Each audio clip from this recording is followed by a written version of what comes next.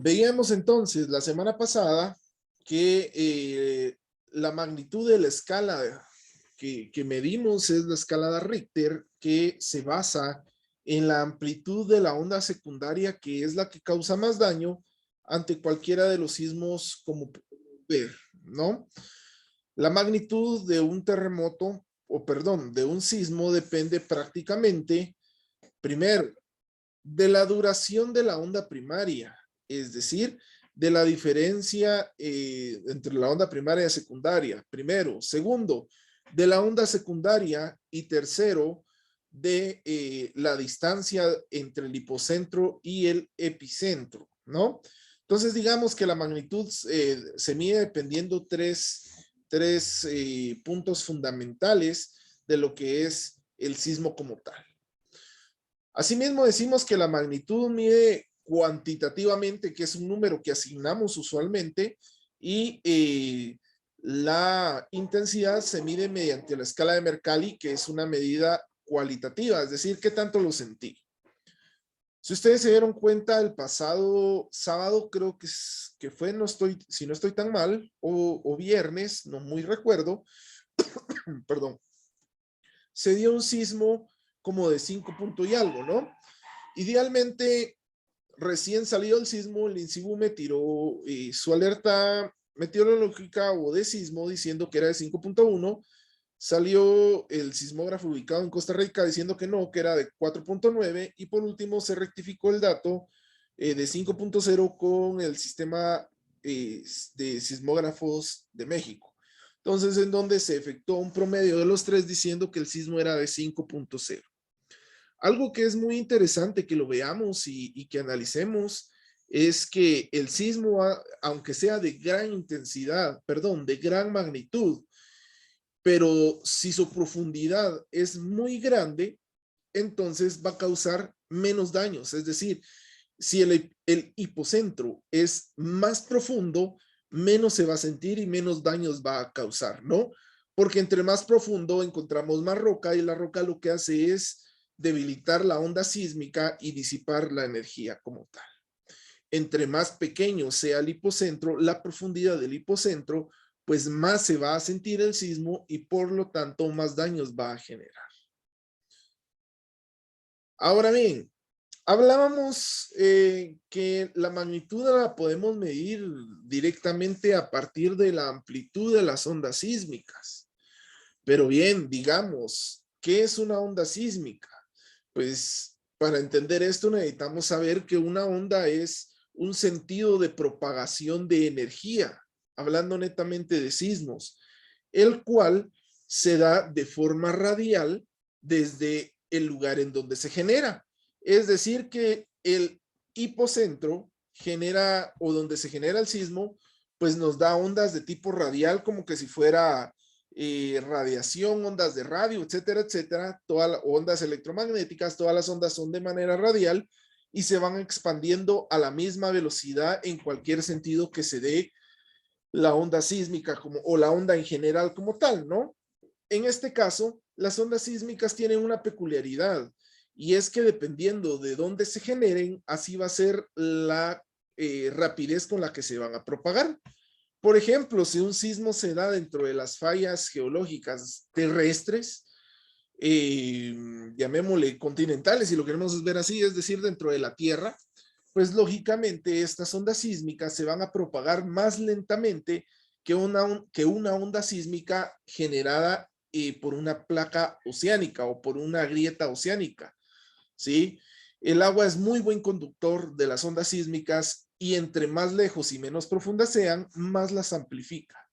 Entonces, generalmente se dice que los sismos generados en el mar causan más daño que los sismos generados en la tierra. Esto, claro, tiene sus, pongámosle, sus criterios o sus requerimientos para que sea aceptado. Uno de ellos es que, como lo decíamos anteriormente, la profundidad sea pues pequeña y que a partir de ahí podamos determinar pues que el hipocentro genera más daño. Dentro de las ondas sísmicas que estamos tratando de comprender, pues tenemos dos grupos generales de ondas. que están las ondas internas y están las ondas externas. Las ondas internas a nosotros nos sirven para medir la magnitud e intensidad del sismo, perdón, la magnitud, y las ondas externas nos sirven para medir la intensidad del sismo. Las ondas internas son las que se generan dentro del hipocentro o dentro de la Tierra como tal. No las podemos ver, pero sí las podemos sentir y nos sirve para estudiar nuestro sismo como tal. A diferencia de las ondas externas, pues las ondas externas sí las podemos ver. Las ondas externas podemos ver los estragos que causan, sus efectos, y así lógicamente poder catalogar el sismo como tal.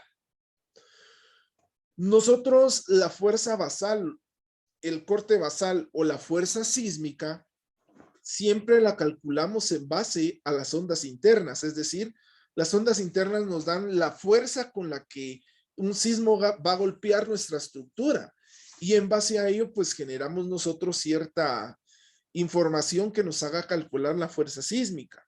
Ahora, ¿para qué nos sirven las ondas externas? Las ondas externas nos sirven para predecir el comportamiento de una estructura ante una fuerza sísmica, es decir, cómo se va a deformar, qué tanto se va a deformar, en qué sentido se va a deformar y así sucesivamente conforme vayan pasando las ondas externas y el tipo de ondas externas. Dentro de las ondas internas podemos tener a las ondas primarias y a las ondas secundarias, que era lo que yo les decía que era la onda P y la onda S. La onda primaria comprime y expande la roca o el suelo en dado caso. Las ondas P son capaces de transmitirse a través de la atmósfera. En ocasiones son percibidas por un sonido grave o un sonido agudo. Y aquí es donde muchos ingenieros pues difieren de la naturaleza como tal. No sé si ustedes han visto que previo a un sismo, pues hay uno que otro perro que ladra, pero su ladrido no es natural. Esto se debe a que ellos tienen el oído más desarrollado o el sistema auditivo tiene más desarrollo que el de nosotros y pueden percibir pues sonidos muy, muy agudos o muy, muy graves. En este caso se dice que cuando un sismo va a ocurrir, un par de horas antes, la roca se mueve tanto que genera un sonido muy agudo con decibeles muy bajos, imperceptibles para el oído humano, lo que nos generaría a nosotros pues cierto desconocimiento que va a haber un sismo, ¿no? Esto sí lo pueden pues escuchar los perros. Una o dos, muchas veces también estas ondas o este sonido suele propagarse en la atmósfera mediante ondas sísmicas, mediante ondas de vibración. No sé si ustedes se han dado cuenta también que antes de que, y si alguno de ustedes se recuerda del 2012 o 14, más fue el 2012, para antes del sismo del 7 de noviembre, había un video que, si no estoy mal, era en San Juan Ustuncalco, en donde un señor salió, no sé si de pura suerte salió a grabar el cielo, yo qué sé, y se veía en algún momento que habían pájaros volando para cualquier lado, ¿sí? Es decir, un grupo de pájaros para allá, otro para allá, como que todos dispersos. ¿Por qué se da esto? Porque muchas veces las ondas sísmicas se transfieren o se transmiten por medio de vibraciones en la atmósfera, lo cual perturba la vida animal como tal, ¿no? Entonces, estos pueden ser indicadores, claro que no está comprobado científicamente que esto pasa al 100% de las veces, pero sí hay casos documentados en que puede pasar como tal, ¿no? Y tal es uno de ellos, el sismo del sábado.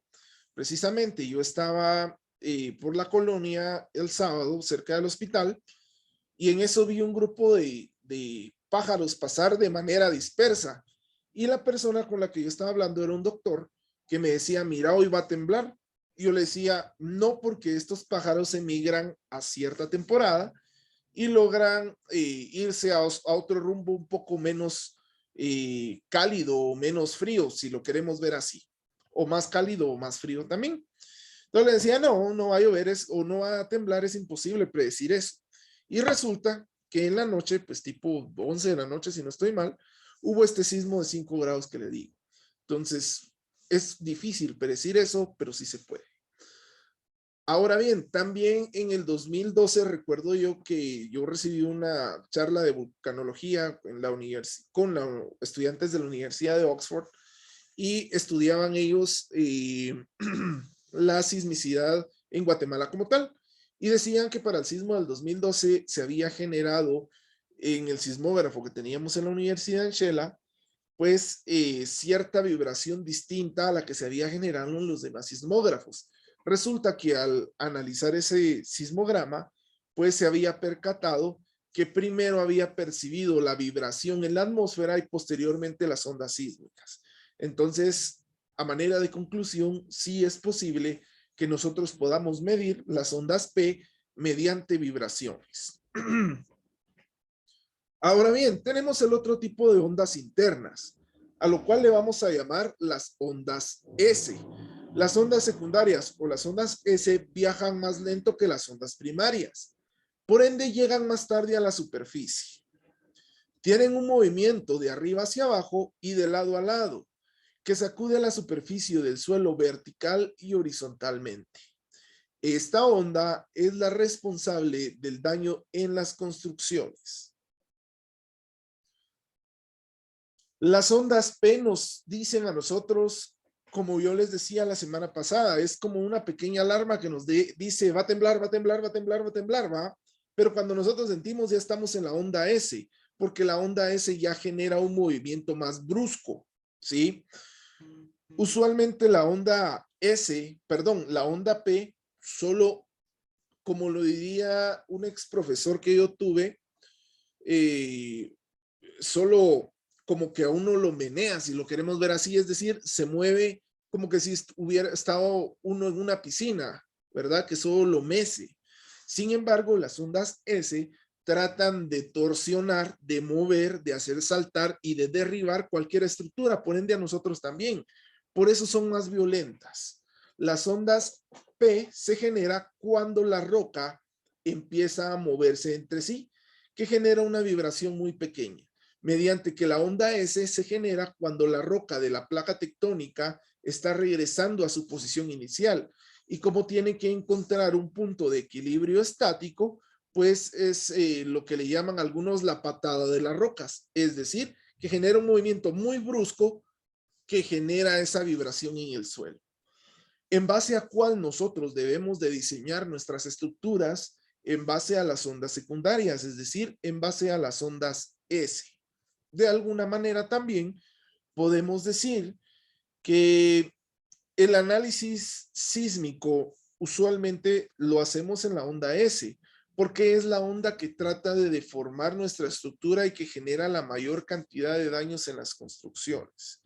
¿Por qué? Porque suele moverse de izquierda a derecha, de arriba hacia abajo, vertical y horizontalmente, y trata de hacer que nuestra estructura colapse, ¿sí? Las ondas primarias suelen durar menos de la mitad que las ondas secundarias. En cambio, las ondas secundarias son las que más daño generan, tienen un pico que es la extensión más grande del sismo y que en su momento puede, ahí mediante las ondas S, pues se mide la magnitud del mismo. Ahora bien, las ondas externas, que son las que ya podemos ver y nos ayudan a predecir el comportamiento de una estructura, las dividimos en dos, las ondas Love y las ondas Rayleigh. Las ondas Love nos dice que la caracterizamos por una L y nos dice que su movimiento es el mismo que las ondas S, es decir, que se mueve de izquierda a derecha, de arriba hacia abajo y de cualquier manera en la que el suelo se deje. Solo que restringido a intervalos de interacción entre las diferentes capas de la superficie terrestre. Ojo, y era lo que yo les explicaba, dependiendo del tipo de suelo en el cual nosotros estamos cimentando, así va a ser el comportamiento de las ondas Love.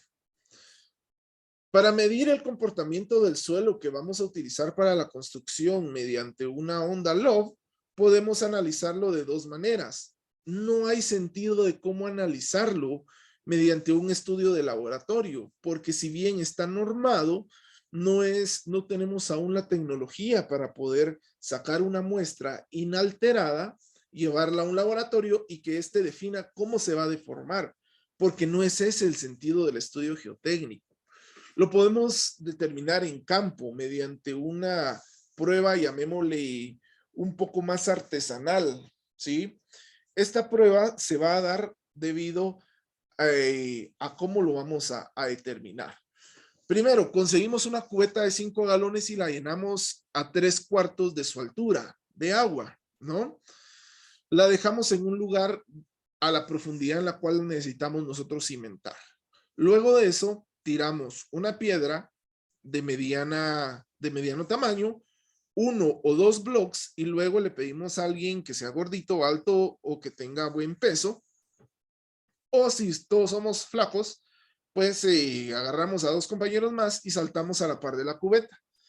Si la cubeta en algún punto salpica agua hacia arriba, quiere decir que las ondas LOV se van a intensificar en nuestro suelo como tal. Si en algún momento llamémosle el agua no salpica primero hacia arriba, sino solo crea ondas hacia los lados, como que si le estuviéramos pegando con la mano, pues lógicamente, pues generarían un tipo de comportamiento especial ante las ondas Rayleigh, ¿no? Las ondas LOV usualmente son las que generan más daño. Va a depender, si nuestro suelo es rocoso, va a soportar bien las ondas L. Si nuestro suelo es limo, es arena o es arcilla, o una combinación de 2 de 3 o 3 de 3, pues lógicamente va a existir amplificación entre ondas LOV, y entre más pesada sea la construcción, pues así va a ser pues su comportamiento como tal, ¿no? Las ondas Rayleigh tienen un movimiento vertical similar a las olas del mar. Son ondas superficiales que viajan más despacio que las ondas internas. Las ondas Rayleigh usualmente no generan mucho daño, pero para estructuras de poca altura. Sin embargo, para estructuras de una gran altura o de 3 niveles a más, supongamos, pues ya vienen a generar un poquito más de daño como tal, porque hace que nuestra estructura tenga un periodo de vibración un poco más grande. El periodo de vibración lo vamos a ver ya en la siguiente diapositiva. Si analizamos los movimientos sísmicos de gran magnitud que hemos tenido dentro de el medio en el que nos movemos, hablemos de San Pedro, San Marcos, Xela, Coatepeque, Malacatán, etcétera, la onda, se logró determinar que la onda proveniente del sismo del 7 de noviembre del 2012 es una onda de tipo Rayleigh. ¿Por qué? Les cuento mi experiencia personal. Yo me encontraba en Xela, porque yo estudiaba en Xela, y estaba ese día casualmente desayunando con mis abuelos. Y resulta que se dio el sismo y todo el rollo, y yo jalé a mis abuelos hacia el marco de una puerta, porque es teóricamente, entre comillas, el lugar más seguro donde uno puede estar, y yo solo veía que el patio se hacía de esta manera, es decir, como una ola como tal, ¿va?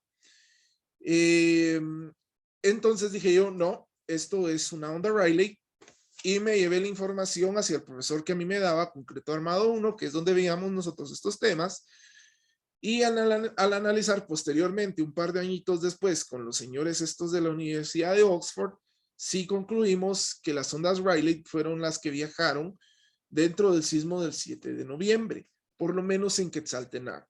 Ahora bien, cuando fue el sismo del 7 de julio del 2014, yo me encontraba aquí en San Marcos. Y ahí yo pude determinar, por mi experiencia, lastimosamente, pues ya los señores estos de Oxford ya no estaban acá. Entonces, por mi experiencia, yo determiné que fueron ondas LOV.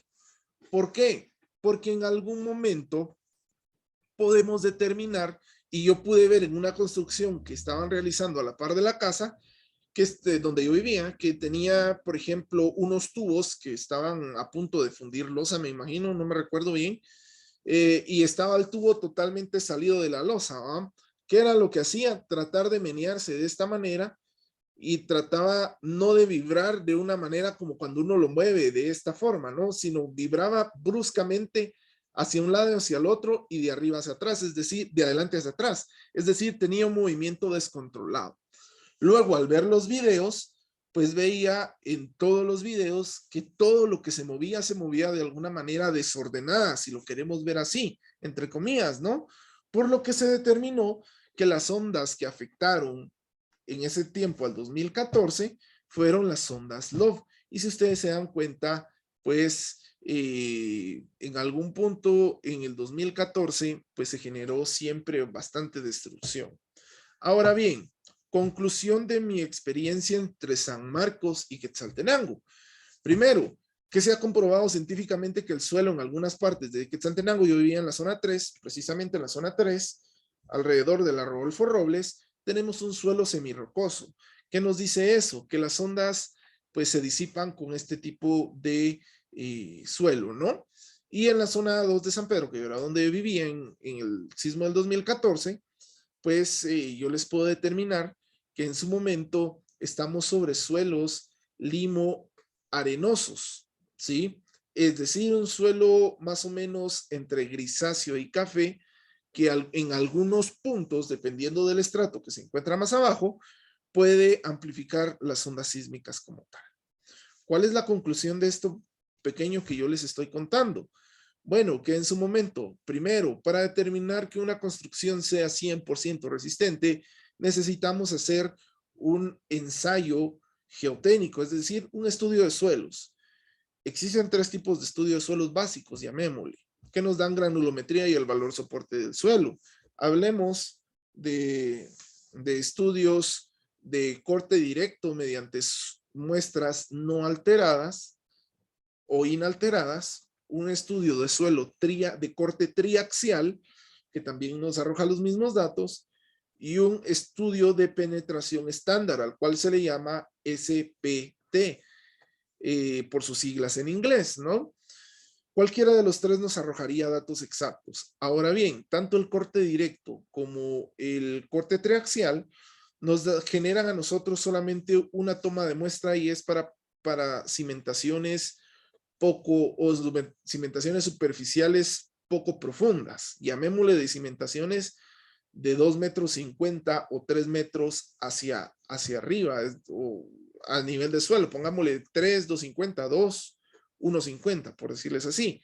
Ahora el SPT yo se lo recomiendo como son muestras que se generarán a base de cilindros o de testigos de material inalterados, lo que nos da una estratificación, pues en su momento podemos decir que es para construcciones con cimentaciones profundas y o para construcciones que posean sótanos. Ahora bien, las ondas internas son ondas profundas, son ondas que no podemos ver, ¿sí? Si ustedes se dan cuenta, la onda P se comporta de la manera en como que estira y encoge el suelo, lo que genera grietas, lo que genera que casas se vayan de lado, que casas se hundan, o que estructuras se hundan, etcétera. Las ondas secundarias usualmente tratan de mover el suelo como una ola, ¿no? Sin embargo, las ondas S poseen más fuerza de vibración, lo que genera mayor daño ante el daño que puedan producir las ondas P o las ondas primarias. Las ondas P eran, ahí se me fue la O, perdonen. Las ondas primarias viajan con una velocidad de entre 4 a 7 kilómetros por segundo, perdón. Es una onda de tipo compresivo, es decir, comprime y extiende el estrato. Y las ondas S viajan con una velocidad de 2 a 5 kilómetros. Es decir, viajan mucho más lenta. 2 kilómetros por segundo es una eternidad hablando de vibraciones, ¿no? Que son unas ondas de tipo transversal, es decir, que van a lo largo de todo el estrato. En cambio, las ondas compresivas van comprimiendo y expandiendo el estrato conforme se les dé la gana y conforme el estrato lo pueda tener, ¿no? Ahora bien, las ondas superficiales son este tipo de ondas. Veamos primero las ondas Love, que son las que estamos analizando acá.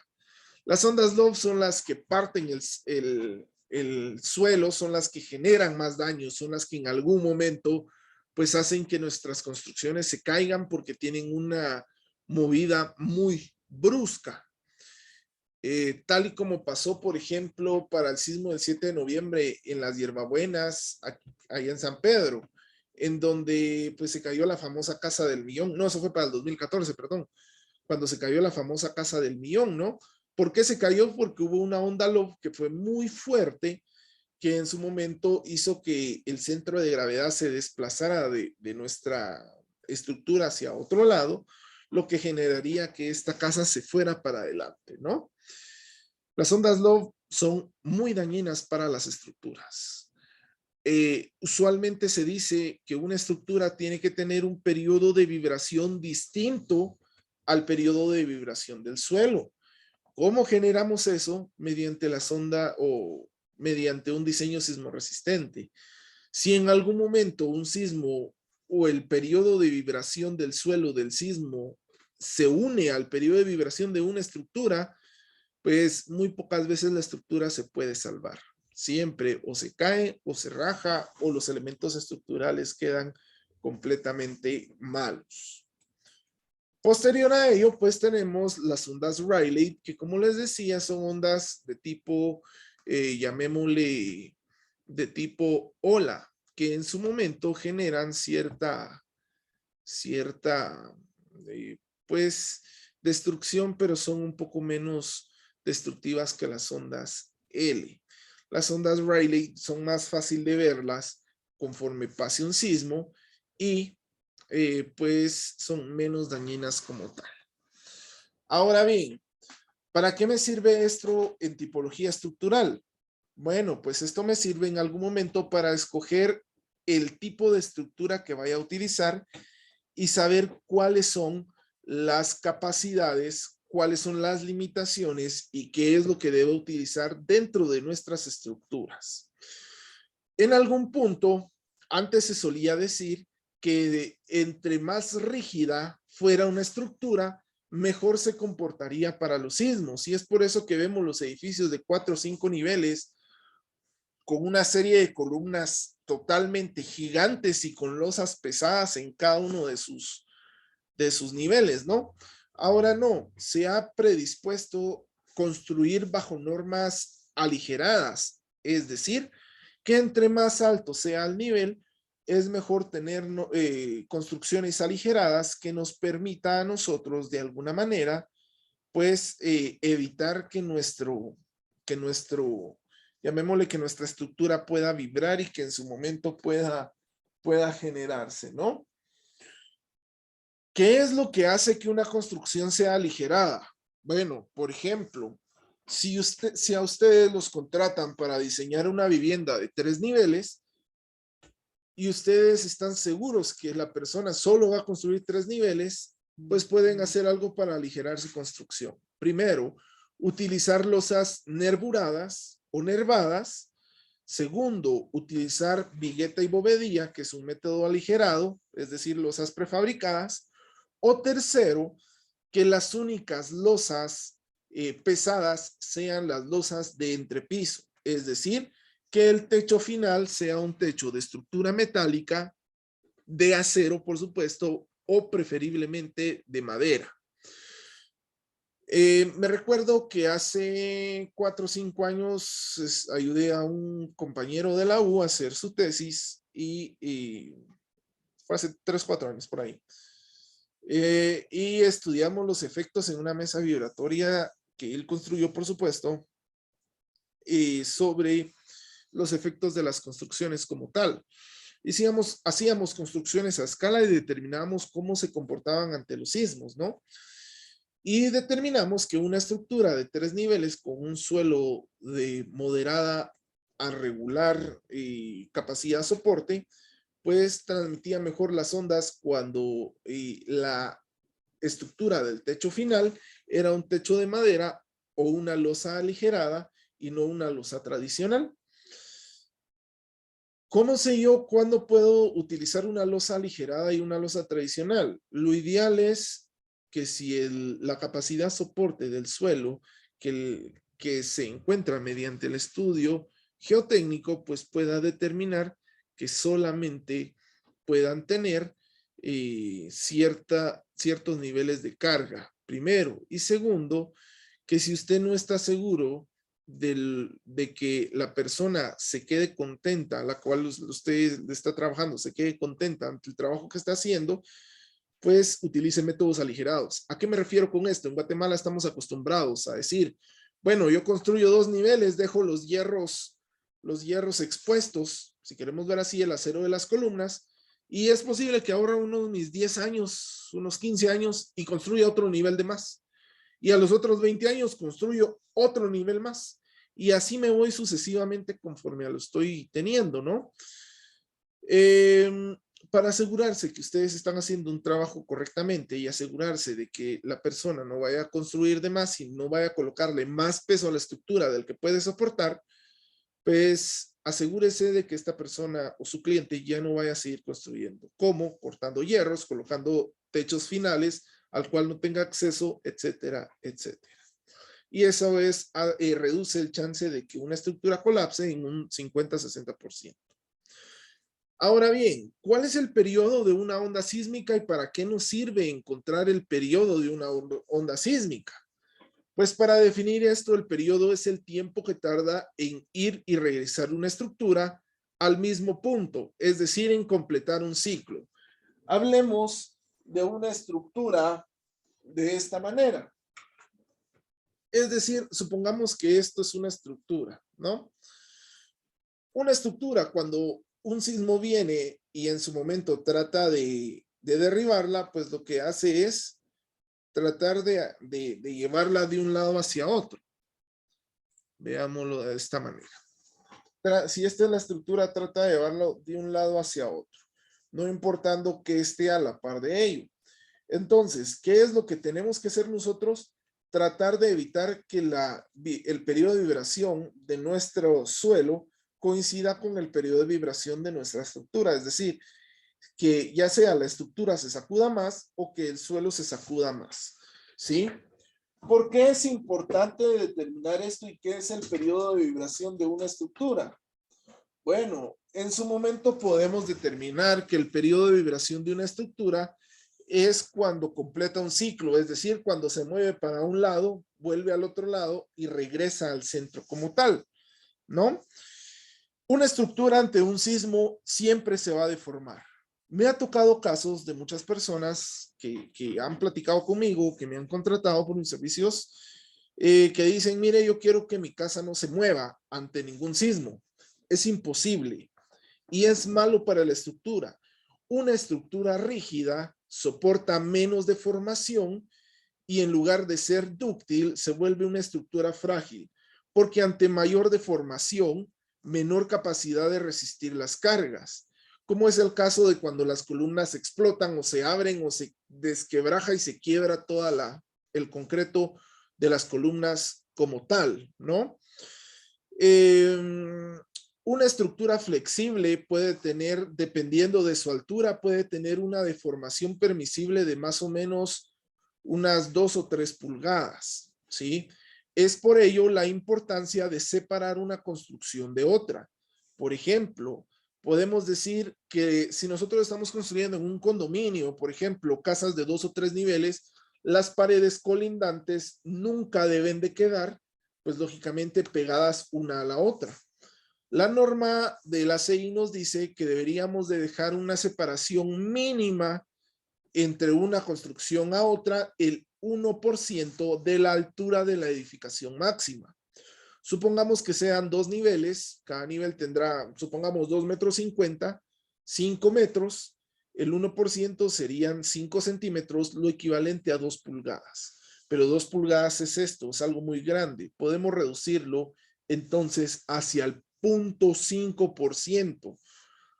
no menos, ¿sí?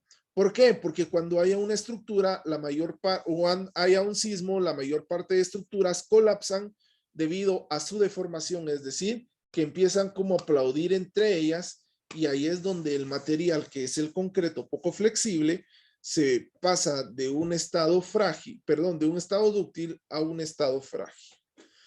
De igual manera, la deformación la podemos nosotros controlar mediante el, llamémosle, diseño sismoresistente, ¿no?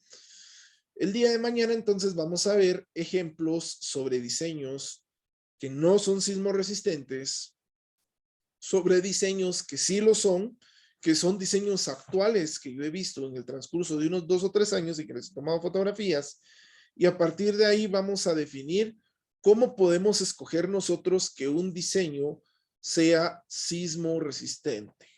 ¿Ok? Entonces, ¿alguna pregunta, compañeros? ¿Alguna duda?